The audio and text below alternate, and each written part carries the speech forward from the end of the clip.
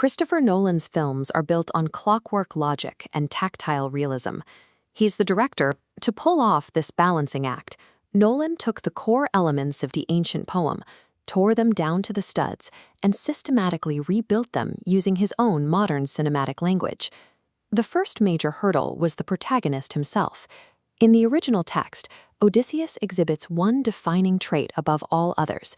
He is a creature of rapacious intellect and wry, constant guile, which makes the casting of Matt Damon initially confusing. Damon is a fine actor, but his screen persona is built around a reliable, stand-up Joe stolidness. He doesn't naturally possess the sly, knowing trickster energy the classic poem demands.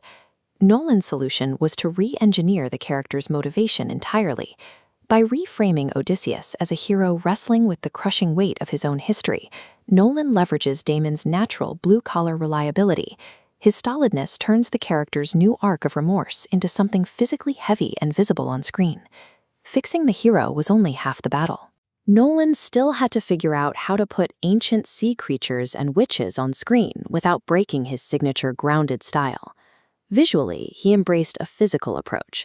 The spectacle evokes the classic swords and sandals cinema, with a tactile energy reminiscent of Ray Harryhausen's stop-motion skeletons.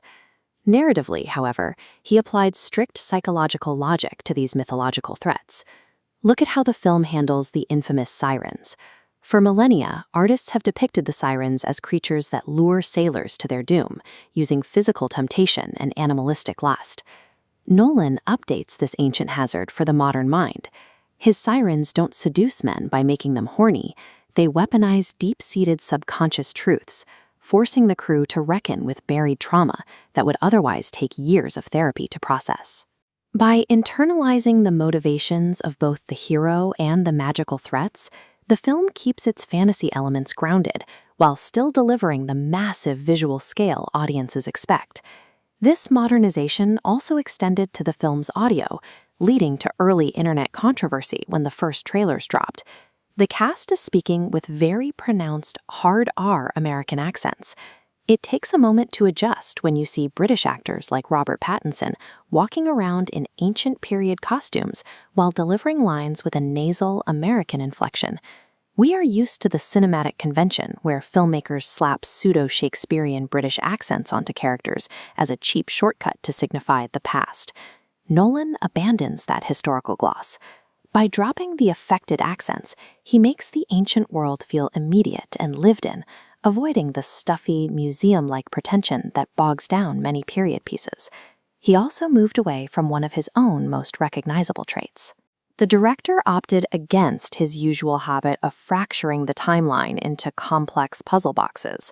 Instead, he relies on linear storytelling. This directness keeps a nearly 3-hour epic moving at a relentless pace, preventing it from collapsing into the kind of ponderous bloat that weighed down past projects like Tenet. By cutting out timeline gimmicks and linguistic pretensions, Nolan crafts a satisfying blockbuster that treats the viewer's intelligence with respect.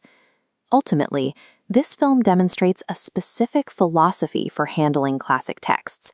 Cinematic success can come from active reinvention, rather than rigid word-for-word fidelity to the source material.